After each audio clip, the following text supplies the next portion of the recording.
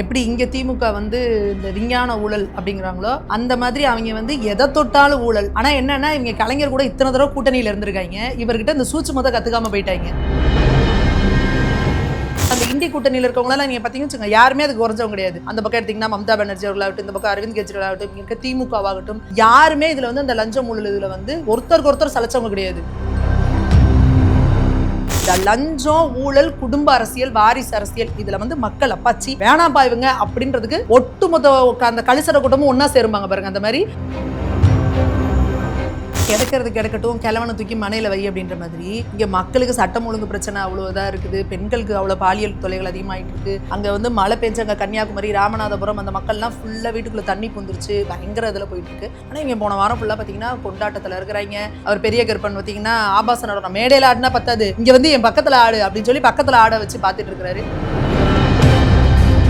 ஒரு தனி மனுஷனுக்குள்ள இருக்கிற அழுக்குகளோட ஒட்டுமொத்த திரட்டு தான் திமுக அப்படின்னு சொல்லி சொல்லுவாரு. அதாவது இன்னைக்கு வரைக்கும் நீங்க சமூக நீதி காவலர்கள்னு பேசிக்கிற உங்களோட உச்சபட்ச சாதனை தெரியுமா? ஒரு நரிக்குறவ வீட்டு பெண் வீட்டுல போய் சாப்பிட்டாரு முதல். ஏன் நரிக்குறவ வீட்டுல அவங்க பெண்கள் அவங்களும் வந்து மனுஷங்க தானே, நீங்க தேவ தூதர்கள், அவங்க வந்து ஏலியன், நீங்க போய் அவங்க வீட்டுல சாப்பிட்டதே மிகப்பெரிய சாதனையா?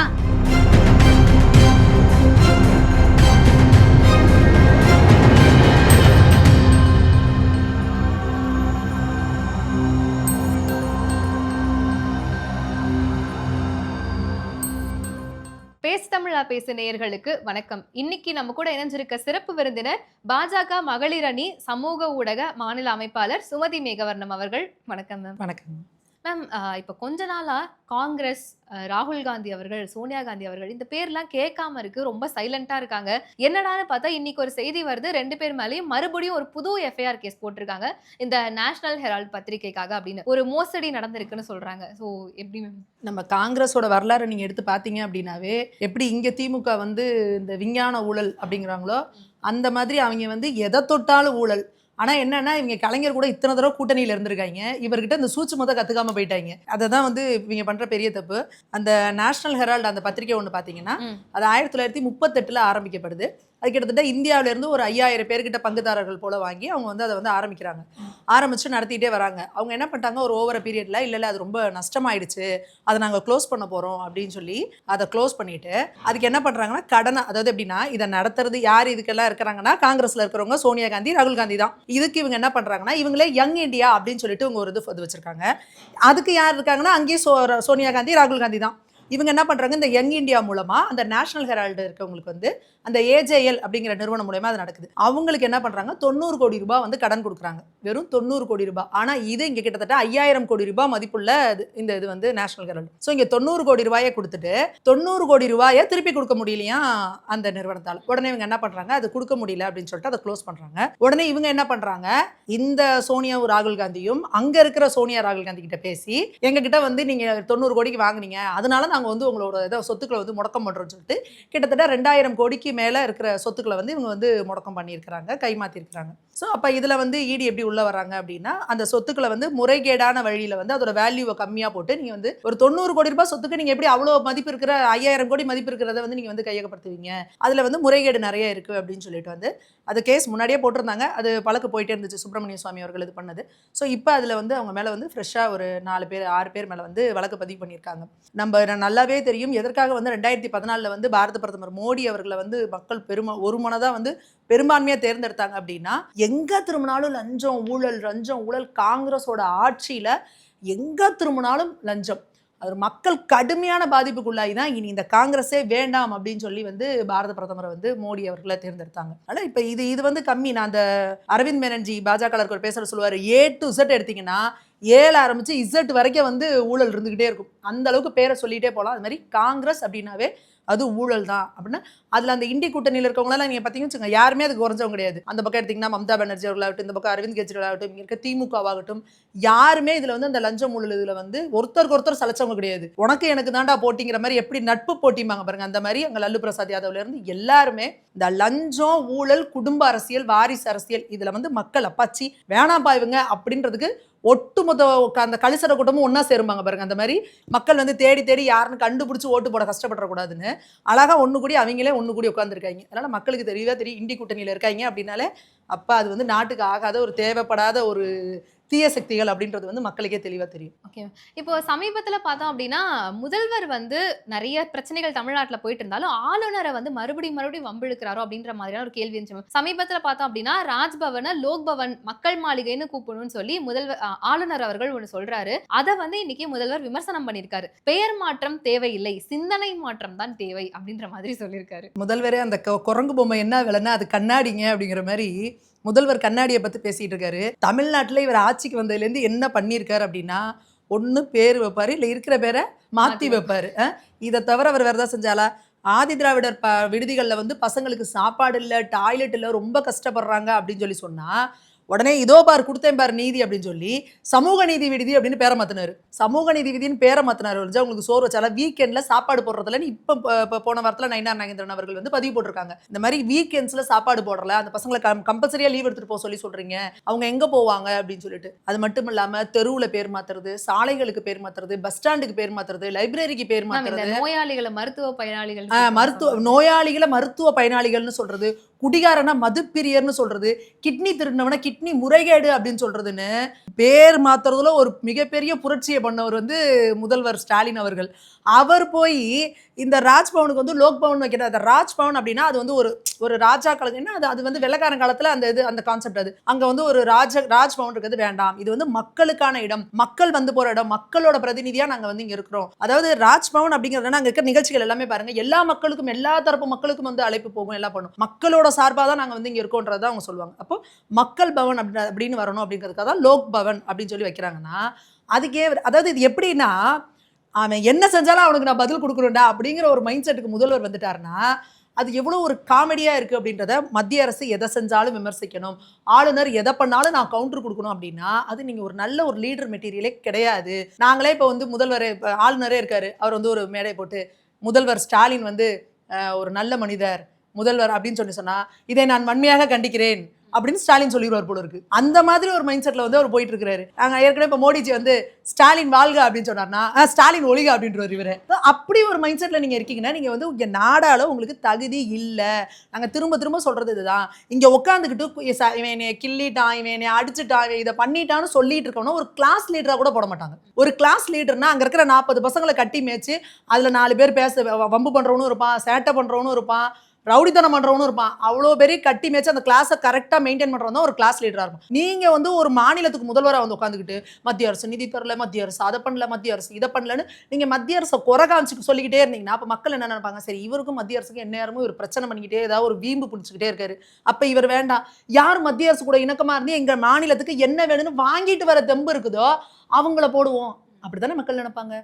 நீ எப்ப பார்த்தாலும் நீ மத்திய அரசு கிட்ட குறை சொல்லிக்கிட்டே இருக்கிறதுக்கு, குறை சொல்றதுக்கு எதுக்கு ஒரு தலைவர்? ஒரு ஓரமா உட்காந்து இந்த வயசான கிழவைங்க மாதிரி வீட்டுக்குள்ள உட்காந்துக்கிட்டு இது சரியில்லை அது சரியில்லை, எனக்கு சோறு போட மாட்டேங்கிறானுங்க, நீ எவனும் பேச மாட்டேங்கிறானுங்க, என்கிட்ட எவனும் கேட்க மாட்டேங்கிறாங்க, திண்ணையில உட்காந்து புலம்புவாங்கல்ல, அந்த மாதிரி நீங்க புலம்புறதுக்கு எதுக்கு உங்களுக்கு ஒரு முதல்வரை நாங்க உட்கார வச்சிருக்கணும்? அது தேவையில்லை. அதுக்கு பேர் தலைமை பண்பா? அப்ப தலைமை பண்புனா இதே இண்டி கூட்டணியில இருக்கிற இங்க கேரளால இருக்கிற ஆட்சி இருக்கு, திரிணாமுல் காங்கிரஸ் அங்க மம்தா பானர்ஜியை விடவா உங்களுக்கு வந்து நீங்க இப்போ மோடிஜி அவர்கள் எதுக்கு? ஆனா அவங்க கூட இந்த நிதிக்கு இந்த அளவுக்கு புலம்பல. இந்திய வரலாற்றிலே உலக வரலாற்றிலே வந்து இந்த சுதந்திரம் அடைஞ்சதுக்கு அப்புறம் இந்திய வரலாற்றிலே இந்த அளவுக்கு புலம்புன ஒரு முதல்வர் யாருமே கிடையாது. ஐயோ எதுவும் தர மாட்டேங்கிறாங்க, எதுவும் தர மாட்டேங்கிறாங்க. நீங்க ஒரு புலம்பல் போக்கு, ஒரு வைத்தறிச்சல் போக்கு, எது செஞ்சாலும் எதிர்ப்பேங்கிறது. ஒரு கோவைக்கு மதுரைக்கு ஒரு மெட்ரோ திட்டம் இருக்குன்னா அது ப்ராப்பரான டிபிஆரை ரெடி பண்ணி கொடுக்காம வேணும்னே அறக்குறையா ஒரு டேட்டாவை கொடுத்து அப்ப அவங்க ரிட்டர்ன் அனுப்புவாங்க. உடனே அதை வச்சு பாருங்க மத்திய அரசு வஞ்சிக்குதுன்னு சொல்லானா என்னன்னா, இங்க உங்களுக்கு ஆட்சி நடத்த தெரியல, நிர்வாக திறன் இல்ல, கையாளாகாத தனத்துக்கு என்ன பண்ணணும்னா அப்படியே மடமாட்டுறது. இப்ப நீ கையில இருந்து ஒன்னு எடுக்கிற கீழே போட்டு உடச்சுட்டு நான் அவன் வந்து என்ன இடிச்சா அதனாலதான் நான் போட்டேன் அப்படின்னு சொல்ற மாதிரி உங்களுக்கு இங்க ஆட்சி நடத்த தெரியல. அதனால நீங்க அப்பட்டமா வந்து மத்திய அரசுன்னு கை காட்டுறது மக்களுக்கே தெரியுது. இந்த இப்ப மழை பெய்ய ஆரம்பிச்சிருச்சு, எங்க பார்த்தாலும் வெள்ளம், இது மக்களுக்கு நீங்க என்ன பண்ணிட்டு இருக்கீங்க? என்ன பண்ணுவீங்க தெரியுமா? ஒரு வாரம் கழிச்சு மத்திய அரசு கிட்ட நிதி கேட்டிருக்கோம், மத்திய அரசு குழு வரும், மத்திய அரசு எங்களுக்கு நிதி ஒதுக்கல. இந்த பாட்டை தானே இந்த தேஞ்ச டேப்பர் ரெக்கார்டு மாதிரி இதே தான் நீங்க சொல்லிட்டு இருக்கிறீங்க 4.5 வருஷமா. இன்னும் ஒரு 6 மாசம் அதுக்கப்புறம் இவர் குரல் அது கேட்காது.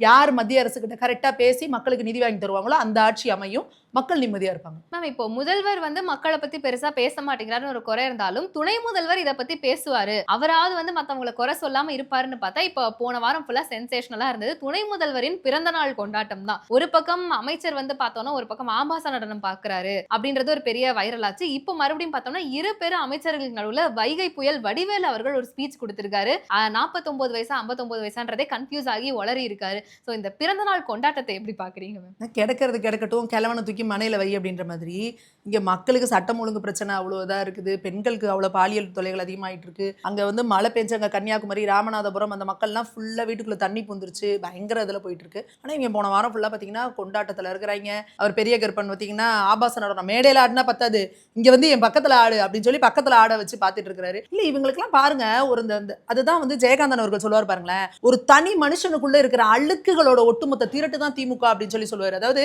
நீ தனி மனுஷனா எவ்வளவு யாரை எடுத்தாலும் ஒரு பர்சனலா அவனுக்குள்ள ஒரு ஒரு ஒரு பிளாக் பேஜ் இருக்கும். ஆனா ஒரு பொது வெளிக்குன்னு வந்துட்டா என்ன போல உத்தமம் உண்டா அப்படின்ற மாதிரி தான் இருப்பானுங்க எல்லாருமே. ஆனா நீங்க பொது வெளியிலேயே இவ்வளவு கேவலமா நடந்துக்கிறீங்கன்னா அப்போ உங்களோட பிரைவேட் ஸ்பேஸ்ல நீங்க எப்படி இருப்பீங்க? பொது வெளியில மேடை போட்டு பொன்முடி அவர்களை பாத்தீங்கன்னா பட்ட நாம ஒன்று பேசுறாரு, படுத்தா பட்டா நின்னா நாமம், இதுக்கு 10 ரூபா இதுக்கு 5 ரூபா அப்படின்னு கேவலமா பேசுறாரு. இது மாதிரி நிறைய பட்டிமன்றங்கள் போட்டு நாங்க பேசியிருக்கோம் வேற பெருமையா சொல்லிக்கிறாரு. ஆராசா எப்படி பேசுறாரு, சிவாஜி கிருஷ்ணமூர்த்தி எப்படி பேசுறாரு, இந்த சைதை சாதிக்கு எப்படி பேசுறாரு, சொல்லிக்கிட்டே போலாங்க. இப்படி நீங்க ஒரு பொது மேடையில நீங்க பப்ளிக் பிளேஸ்ல இப்படி நடந்துக்கிறீங்கன்னா அப்ப நீங்க உங்களோட பிரைவேட் ஸ்பேஸ்ல நீங்க எப்படி கேவலமா நடந்துப்பீங்க, பெண்களை எப்படி மதிப்பீங்க, பெண்களை எப்படி பாப்பீங்க? அப்போ உங்களுக்கு பெண்கள்னா ஒரு போக பொருள், ஒரு உடம்பு. ஆனா நீங்க என்ன பேசுவீங்க, பெரியார் மட்டும் இல்லைன்னா அப்படின்றவானுங்க. என்ன செஞ்சு கிழிக்கிறீங்க நீங்க பெண்களுக்காக? இல்ல நீங்க என்ன பண்ணிருக்கீங்க இந்த தமிழ்நாட்டுக்காக, இந்த தமிழுக்காக நீங்க என்ன பண்ணிருக்கீங்க? ஒரு மண்ணும் கிடையாது. இதுல என்ன பிறந்தநாள் கொண்டாட வேண்டி கிடக்குது உங்களுக்கு? அதுல வேற ஒரு உதயநிதி அவர்கள் பாத்தீங்கன்னா அதனது பஸ் ஃபர்ஸ்ட் அப்படின்னு சொல்லிட்டு ஒரு ஏன் முதல்ல பஸ் இருக்கா? பஸ்ஸே இங்கே சுந்தரா டிராவல்ஸ் மாதிரி ஓடிக்கிட்டு இருக்கு. டயர் கலண்டு ஓடுமா, படிக்கட்டு புட்டுக்குமா, கண்டக்டர் சீட்டு கழண்டுக்குமா, கியரை போட்டாங்கன்னா கியர் போடுறது தன்னால கழண்டு கையோட வருது, பின்னாடி கண்ணாடியே கிடையாது, இதை வச்சு துண்டை வச்சு கிளிப்பை போட்டு ஓடிக்கிட்டு இருக்காங்க. இந்த மாதிரி நீங்கள் பஸ்ஸை வச்சுருக்கீங்க. சரி பஸ் ஒழுங்காக இருக்குன்னா ரோடு எப்படி இருக்குது? பஸ்ஸு போகிறதுக்கு ரோடு ஒழுங்காக இருக்கா? அவன் ரோடு வந்து இப்படி இப்படி இப்படி இப்படி இருக்கு, மேடு பள்ளமா, அவன் குதிச்சு குதிச்சு போயிட்டு இருக்கிறானுங்க. இதில் பஸ்ஸு வந்தால் எல்லாரும் ஒதுங்கி வழி விட்டு முதல்ல பஸ்ஸுக்கு வழி விடணுமா? நீ முதல்ல அங்கே ரோடு இருக்கா? ரோடு இருந்தால் தானே அவன் பஸ்ஸுக்கு வழி விடுவான். அந்த ரோட்ல பஸ் வர்றதுக்கு கொண்டு ஒழுங்கா பஸ் இருக்கா? எப்படி வந்து ஒரு விளம்பரம் பிறந்த நாளை கூட மனித நேய நாளா கொண்டாடணும்னு மக்கள் எல்லாம் கேட்டு மனித நேயத்துக்கு என்ன கிழிச்சிட்டாரு இவரு? என்ன செஞ்சுட்டாருங்க? ஏங்க அட்லீஸ்ட் ஒரு குறைஞ்சபட்சம் எத்தனை ஏழைகளுக்கு நீங்கள் வந்து சாப்பாடு கொடுத்தீங்க? எத்தனை வந்து இந்த ஸ்லம்மில் இருக்க பிள்ளைகளை போய் நீங்கள் போய் பார்த்தீங்க? ரொம்ப படிப்பில் இதில் கம்மியாக இருக்கக்கூடிய ரொம்ப வயதில் கம்மியாக இருக்கவங்களை போய் நீங்கள் எத்தனை பேர் பார்த்தீங்க? சமூக நீதிங்கிறீங்க, பட்டியலின மக்கள் கூட போய் நீங்கள் எத்தனை இடத்துல போய் நின்றுருக்கீங்க? இன்னைக்கு வரைக்கும் நீங்கள் சமூக நீதி காவலர்கள்னு பேசிக்கிற உங்களோட உச்சபட்ச சாதனை என்ன தெரியுமா? ஒரு நரிக்குறவை வீட்டு பெண் வீட்டில் போய் சாப்பிட்டாரு முதல். ஏன் நரிக்குறவை வீட்டில் அவங்க பெண்கள் அவங்களும் வந்து மனுஷங்க தானே? ஏன்னா நீங்கள் தேவ தூதர்கள், அவங்க வந்து ஏலியன், நீங்கள் போய் அவங்க வீட்டில் சாப்பிட்டதே மிகப்பெரிய சாதனையா? இன்னைக்கு வந்து அவங்க வீட்டில் அதுலேயும் பார்த்தீங்கன்னா அது வேற ஹோட்டல்லேருந்து வாங்கிட்டு வந்த மசாலா தோசையும் வடையும் பார்த்தாலே தெரியுது. அந்த அம்மா அதில் எக்ஸ்ட்ரா கொஞ்சம் இந்த புறாக்கறியை வச்சிருச்சு போல இருக்கு. கரெக்டாக இவர் சாப்பிட்டுட்டே இருக்கல ஒன்று எடுத்துட்டு சாப்பிட்டாரா, நல்லா இருக்கா சார் இது புறாக்கறினோட அப்படியே வச்சுட்டு வந்துருச்சிட்டாரு. அந்த அளவுக்கு தான் இருக்கும் உங்களோட சமூக நீதி. நீங்கள் வெத்து வாய்ச்ச விடால பேசிக்கிட்டு இந்த மாதிரி அடுத்தவங்கள்ட்ட ஊரை ஏமாத்தினீங்க. இன்னைக்கு மக்கள் எல்லாத்தையும் மொபைலில் வச்சிருக்காங்க, உள்ளங்கையில் இருக்க உலகம். ஏன்னா அந்த மக்களை ஏமாற்றணும் அப்படின்றத வந்து முதல்ல விட்டுட்டு வெளியில் வாங்க. அடுத்ததான் இந்த தமிழ்னு இந்த அறிவு திருவிழான்னு ஒன்று நடத்துறாங்க பாருங்க. அறிவே இல்லாதவனுக்கு அறிவு திருவிழா எதுக்குடா அப்படிங்கிற மாதிரி அதில் போய் பேசுகிறாங்க. தமிழையும் கோவிலுக்குள்ளேயே கொண்டு போனது திராவிடம் தானா அப்படிலாம் பேசிட்டு தெரியுறாங்க. இந்த இன்னைக்கு முதுநிலை பட்டதாரி ஆசிரியர்கள் வந்து எக்ஸாம் எழுதியிருக்காங்க, ஒரு 2.5 லட்சம் பேர். அதில் 85,000 பேர் தமிழில் ஃபெயிலு. எவ்வளோ என்ன எக்ஸாமு? முதுநிலை பட்டதாரிகள். நீ முதுநிலை பட்டதாரி, நீ டீச்சருக்கே உனக்கு தமிழ் தரலனா நீ சொல்லி கொடுக்குற புள்ள என்ன லட்சணமா இருக்கும்? இதுதான் திராவிடம் இங்கே தமிழ் வளர்த்த லட்சணம். இங்கே தமிழ்நாட்டில் நீ ஒரு பிஹெச்டி பட்டமே வாங்கிடலாம், தமிழே எடுக்காம, தமிழை ஒரு பாடமா படிக்காம நீ பிஹெச்டியே முடிச்சுட்டு வந்துடலாம். இந்த அவலம் வேற எந்த நாட்டில் நடக்கும்? எந்த மொழிக்கு நடக்குது? நீ என்ன தமிழை வளர்த்து கிழிச்சிங்க? இன்னைக்கு வாங்க ரேண்டமா எத்தனை பிள்ளைங்க நீங்க உங்க திமுகல இருக்கிற ஆக சிறந்த தமிழ் வளர்த்தவங்க இருக்காங்களா, உங்க தொண்டர்கள் நீங்க காட்டுற பிள்ளைங்களே கூப்பிடுங்க. தமிழ் புத்தகத்தை கொடுத்து எழுத்துக்கூட்டி படிக்க சொல்லுங்க, தமிழ்ல ஒரு வார்த்தை கொடுத்து எழுத சொல்லுங்க சென்டென்ஸ். இன்னைக்கு எந்த லட்சணமா இருக்கு? இதுக்கு காரணம் என்ன? கொண்டு வந்தார் பாருங்க கலைஞர் அவர்கள், சமச்சீர் கல்வின்னு ஒன்று கொண்டு வந்தார் பாருங்க. எல்லாத்துக்கும் சமமான கல்வி, மெட்ரிகுலேஷன் ஸ்கூல்லயே அதே இருக்கும், கவர்மெண்ட் ஸ்கூல்லயே அதே இருக்கணும்னு. என்ன பண்ணாங்க? மெட்ரிகுலேஷன் ஸ்கூல்ல இருக்கவங்களாம் பிச்சுக்கிட்டு 50 பேர் சிபிஎஸ்சியா மாறி போயிட்டாங்க. இந்த சாதனையை பண்ணது முதல்வர் கலைஞர் அவர்கள். என்னன்னா இந்த மெட்ரிகுலேஷன்ல இருந்த வரைக்கும் தான் தமிழ் இங்கிலீஷும் படிச்சுட்டு இருந்தான். சிபிஎஸ்சின்னு போனோன்னா என்னாச்சு? ஹிந்தி, சான்ஸ்கிரிட், பிரெஞ்சு எடுத்து படிக்கிறாங்க. இன்னைக்கு தமிழ்நாட்டில் எத்தனை சிபிஎஸ்சி ஸ்கூல் இருக்கு? நீ என்ன அப்புறம் மொழியை திணிக்கிறதே? புதிய கல்விக் கொள்கை திட்டம் என்ன சொல்லுது? நீ ஆரம்ப கல்வி வரைக்கும் நீ தாய்மொழி கட்டாயம்னு சொல்லுது, அதை நீ ஏத்துக்க மாட்டேன்ற. ஆனா தாய்மொழியே படிக்காம வேற ஒன்றை படிச்சுட்டு நீ போய் உட்காந்துக்கிட்டு தசு புசுன்னு இங்கிலீஷ் பேசலாம், உனக்கு தமிழை சாகடிக்கணும் உங்களுக்கு. நீங்க மட்டும் தான் சொல்றீங்க எப்பெல்லாம் கலைஞரோட பேனா குனிஞ்சதோ அப்பெல்லாம் தமிழை தலனும் தான். என்னென்ன கதை கட்டி விடுறீங்க, என்னென்ன பொய் பித்தலாட்டம், என்னென்ன வாய்ச்சவடாலு இதெல்லாம் பேசி தமிழ் இன்னைக்கு என்ன பண்ணிருக்கீங்க, சாகடிச்சு வச்சிருக்கீங்க. திமுக காரங்களுக்கே தமிழ் தெரியல. மேம்பாலம் அப்படின்னா பாலத்துக்கு லாவை மாற்றி போடுறாங்க, லா வரல. முதல்வரோட ட்வீட்டில் ஸ்பெல்லிங் மிஸ்டேக்கு, துணை முதல்வரோட ட்வீட்டில் ஸ்பெல்லிங் மிஸ்டேக்கு. தமிழை கொண்டுகிட்டு இருக்கீங்க. ஆனால் தமிழை தான் சொல்கிறோம்ல, முத்தமிழ் வித்தகர் அப்படின்னு, அதை வித்தகர்னு சொல்லக்கூடாது, அவரை வித்தவர் அப்படின்னு சொல்லணும். முத்தமிழை வித்து வித்து நீங்கள் வயிறு வளர்த்து நீங்கள் கோடிக்கணக்கான சொத்தை சேர்த்து வச்சிருக்கீங்க. தமிழ் இங்கே நாசமாயிட்டு இருக்கு, அழிஞ்சுக்கிட்டு இருக்கு, அவ்வளோதான். மேம் இப்போ மக்களுக்கு என்ன செஞ்சாங்க அப்படின்னு கேட்குறப்போ எனக்கு ஒரு விஷயம் தோணுது, இதை வந்து பயம் இல்லாம பேசுறாங்கன்னு எடுத்துக்கிறதா இல்ல திமுக அவ்வளவு தைரியம் கொடுத்துருக்குன்னு எடுத்துக்கிறதா? ஏன்னா இப்ப அதிமுக சார்பிலையா இருக்கட்டும், பாஜக சார்பிலையா இருக்கட்டும், வச்ச பெரிய கேள்வி இந்த கிட்னி முறைகேட ஏன் பெருசா பேசவே மாட்டேங்கிறாங்க. இன்னைக்கு மறுபடியும் பார்த்தோம்னா மண்ணச்சநல்லூருடைய எம்எல்ஏவா இருக்கக்கூடிய கதிரவன் அவர்கள் ஒரு ஸ்பீச்சை கொடுத்திருக்காரு, பெரிய சர்ச்சையா மாறி இருக்கு. உங்களுக்கு நான் ₹1 செய்யறேன்னா நான் வந்து ₹1 எக்ஸ்ட்ரா வேணும். இல்ல அதான் இவங்க அரசியல் பண்ணவங்க வந்திருக்காங்களா இல்ல கந்து வட்டி கடை நடத்துறாங்களா? அவங்க அதை சொல்றாங்க, நான் இங்க அரசியல் பண்ண வரல, நான் ஒரு பிசினஸ் மேனா வந்திருக்கேன், அங்க கவர்மெண்ட்ல கூட காசு இல்லாம இருக்கலாம், எங்க அப்பாட்ட காசு இருக்குன்னு சொல்றாரு. அப்ப ஏற்கனவே நம்ம வந்து அவர் இதுல பேசியிருக்காரு, நான் இந்த இதெல்லாம் செய்யணும்னா இந்த ஊர்ல இருக்க எல்லா கிட்னி எடுக்கணும் அப்படின்றாங்க. அப்ப எந்த அளவுக்கு உங்களுக்கு வந்து இங்க சட்டம் ஒழுங்கு மேல வந்து ஒரு மெத்தன போக்கு இருக்கு. என்ன பண்ணிட முடியும் உங்களால, என்ன இது பண்ணுவீங்க, என்ன காப்பாத்துறதுக்கு அங்க மேல ஆள் இருக்காங்க அப்படின்ற ஒரு திமுர்லி தெனாவட்லி தானே நீங்க இந்த மாதிரிலாம் பேசுறீங்க. கிட்னி திருட்டு அப்படிங்கிறது வந்து இன்னைக்கு எவ்வளவு பெரிய ஸ்கேம். அது இன்னைக்கு எப்படி பத்தி எரிஞ்சிருக்கக்கூடிய ஒரு விஷயம். இன்னைக்கு ஒரு அப்பாவி மக்களோட கிட்னியை திருடி எடுக்கிறீங்க நீங்க. அந்த திருட்டுல ஈடுபட்டவன் அந்த திராவிட ஆனந்தன்னு சொல்லி, அதுக்கு மேல யார் இருக்கீங்க, அந்த தனலட்சுமி சீனிவாசன் காலேஜ் இவ்வளோ வெளியில வந்தும் சுப்ரீம் கோர்ட் வரைக்கும் தமிழக அரசு போகுது அவங்களுக்கு சப்போர்ட் பண்ணிட்டு. அப்போ அந்த தமிழக அரசு உங்களை காப்பாற்றும், இந்த திமுக அரசு காப்பாற்றுங்கிற தெம்புல தானே நீங்கள் இந்த மாதிரி பேசிட்டு இருக்கீங்க. நான் ₹1 போட்டால் ₹1 எடுக்கணும்னு தானே பார்ப்பேன் அப்படின்னு கேட்குறீங்க. அப்போ நீங்கள் அரசியலுக்கு வரீங்க. அரசியல் என்ன உங்களுக்கு என்ன கந்து வட்டி கிடையா? அப்போ நான் வந்து மக்கள் சேவை பண்ணணும், மக்களுக்கு அதை பண்ணணும், அதுக்கெல்லாம் நீங்கள் வரல. அடுத்து ஒன்று சொல்கிறாரு, நீங்கள் அடுத்த தடவை எனக்கு ஓட்டு போடுங்க, கவர்மெண்ட்லேயே முடியலன்னா கூட எங்கள் அப்பா கிட்ட பணம் இருக்குது. அப்போ கவர்மெண்ட்டை விட அதிகமாக உங்கள் அப்பா கிட்ட பணம் இருக்குது. ஆனால் இப்போ இடி ரைடு வந்துச்சு அப்படின்னா நீங்கள் என்ன சொல்லுவீங்க, ஐயோ பாருங்க மத்திய அரசு வஞ்சிக்குது. அப்போ நீங்கள் இப்படி கோடியெல்லாம் வந்து இன்னைக்கு 1000 கோடி 1,00,000 கோடியில நீங்க கொள்ளையடிச்சு வைப்பீங்க. அப்பாவி மக்களோட கிட்னிக்கு கூட பாதுகாப்பு இல்லாத ஒரு அரசை நடத்திக்கிட்டு கேவலமா நான் வந்து இப்ப 2026ல 200 தொகுதிகளை நாங்க ஜெயிப்போம் அப்படின்னு சொல்றீங்கன்னா, என்ன திமுரு, ஆணவம், மமதை உங்களை கண்ணை மறைக்குதுன்னா பண திமுரு. நீங்க அடிச்ச கொள்ள அதாவது எந்த இதால கத்தி எடுத்தவனுக்கு கத்தியால சாவு, துப்பாக்கி எடுத்தவனுக்கு துப்பாக்கியால சாவுங்கிற மாதிரி எந்த பணம்னு இந்த பணத்தை ஆசை பிடிச்சி இப்படி கொள்ளையடிச்சு வைக்கிறீங்க பாருங்க. இந்த பணத்தாலேயே தான் திமுகவுக்கு அழிவு வரப்போகுது. இந்த மக்கள் எந்த அளவுக்கு அவசப்படுறாங்க, இவன் எவ்வளவு லஞ்சம் ஊழல் பண்ணியிருக்கான் அப்படின்றத நம்ம பார்த்துருக்கோம்.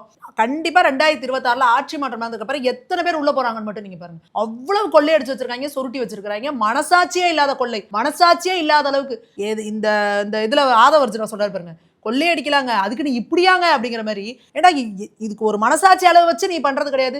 ஒட்ட வலிச்சு அந்த கரும்பு இனிக்குதுன்னா அந்த ஒரு கணு கூட விட்டாம வேரோட புடுங்குற அளவுக்கு நீங்க புடுங்கிட்டு இருக்காங்க. தமிழ்நாட்டே கபலீகரம் பண்ணிட்டு இருக்காங்க.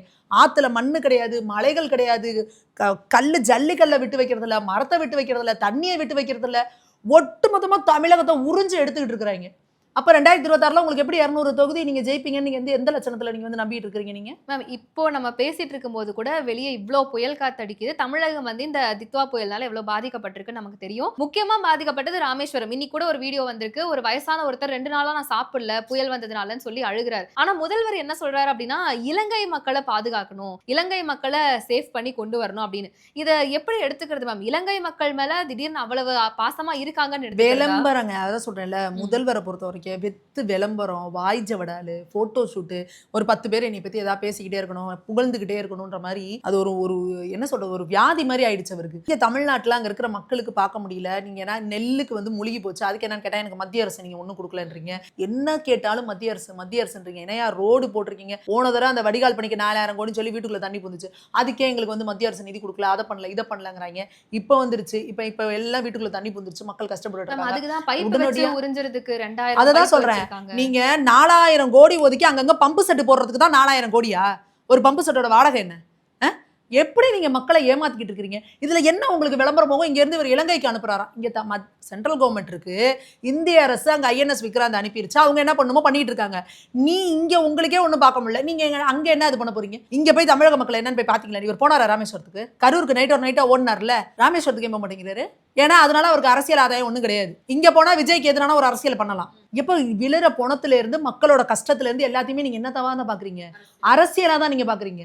அப்புறம் எப்படி நீங்க வந்து மக்களுக்கான முதல்வர்னு நீங்க வந்து சொல்லிக்கிறீங்க? இங்க ராமேஸ்வரத்துல வேதனையா இருக்கு. அந்த வீடியோக்கெல்லாம் பார்த்தா ராமேஸ்வரத்துல பெரும்பாலும் அந்த மீனவர்கள் ரொம்ப வந்து பொருளாதாரத்துல வந்து பின்தங்கிய மக்கள். அவங்க வந்து இந்த ஒரு கூரை வீடு, குடிசை வீடு, ஓட்டு வீடு எல்லாம் பாத்தீங்கன்னா அப்படி இதாகி கிடக்கு. வீட்டுக்குள்ள தண்ணி வந்து அவ்வளவு கஷ்டப்படுறாங்க. நீங்க இங்க எல்லாம் வந்து இந்த கொண்டாடிக்கிட்டு இருக்க பிறந்தநாள் கொண்டாடி இருக்க கூட்டத்தெல்லாம் அங்க அனுப்பி விட்டு போய் அங்க என்ன பண்ணணுமோ பண்ணுங்க, மக்களுக்கு என்ன தேவையோ பாருங்க அப்படின்னு சொல்ல முடியலன்னா நீங்க என்ன இங்க இருந்து இலங்கைக்கு பண்றீங்கன்னா அப்ப மக்கள் பாத்துக்கிட்டு தானே இருக்காங்க. ஏப்பா நீங்க உள்ளவனுக்கே வீட்டுல இருக்க பிள்ளைக்கே சோறு போட வழியா நீ என்ன பக்கத்து வீட்டுக்கு பாயசம் எடுத்துட்டு போற நீ?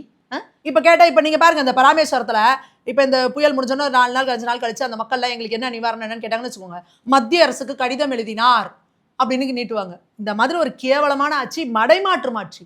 ஆட்சி நடத்த தெரியல, என்ன பண்ணணும்? மடமாத்தணும். நீ எதுக்கு இருந்தாலும் அவனை பாரு, எல்லாம் அவங்க எல்லாம் மேல இருக்க பாருன்னு சொல்லி முழுக்க ஒரு திசை திருப்பும் நாடகத்தையும் மடைமாற்றும் அரசியலை மட்டுமே தான் பண்ணிக்கிட்டு இருக்கு இந்த திராவிட மாடல் அரசு. இப்போ லாஸ்டா ஒரு கொஸ்டின் கேட்கிறோம்னா, உதயநிதி பிறந்தநாள் அவர்கள் முன்னிட்டே பார்த்தோம் அப்படின்னா மா சுப்பிரமணியம் அவர்கள் ஒரு விஷயத்த சொல்லியிருக்காரு. எழும்பூர் அரசு மருத்துவமனையில பிறந்த குழந்தைகள் எல்லாத்துக்கும் தங்க மோதிரம் கொடுத்திருக்கோம், பீகாரை சேர்ந்தவங்களுக்கு பிறந்த குழந்தைகளுக்கும் நாங்க தங்க மோதிரம் கொடுத்திருக்கோம், அந்த அளவுக்கு நாங்க சமத்துவம் வந்து பார்த்துட்டு தான் இருக்கோம் அப்படிங்கிற மாதிரி சொல்லியிருக்காங்க. சமீபத்துல இவங்க தான் பீகார் மக்களை வச்சு பேசினாங்க அப்படிங்கிறப்போ ஒருவேளை உண்மையாலுமே இவங்க வந்து பிரிச்சு பார்க்கலையோ அப்படின்னு மக்களே நம்புற அளவுக்கு ஒரு விஷயத்த சொல்லியிருக்காங்க. உண்மையான சமூக நீதி என்ன தெரியுமா? நீங்க இப்ப RSS கேம்ப்ல போனீங்கன்னா நீங்க போய் உட்காந்தீங்கன்னா நீங்க எந்த ஜாதி என்ன யாருக்குமே உங்களுக்கு தெரியாது. நீங்க எந்த நாடு உங்களை வந்தா உட்காந்தா பேசுவாங்க, அவங்களோட சித்தாந்தம் இது நம்ம எப்படி இருக்கணும் அப்படின்னு சொல்லிட்டு அனுப்பிடுவாங்க. நான் அங்கேருந்து வந்தோன்னா நீ என்ன ஜாதிமா அப்படிலாம் கேட்டுட்டு நீங்க என்ன ஆளுங்க இதெல்லாம் கேட்டுட்டு அதுக்கப்புறம் இங்க பாரு இந்த பிள்ளை வந்து இந்த ஜாதி ஆனாலும் நான் இந்த பிள்ளை கூட பக்கத்துல உட்காந்துருக்கேன் அப்படின்னு நான் சொன்னா நான் சமூக நீதிக்காரன் சொன்னா நீ துப்பிட்டு போயிருவியா இல்லையா? நீ அது ஏன் போறப்பெல்லாம் நீ வந்து அவன் உனக்கு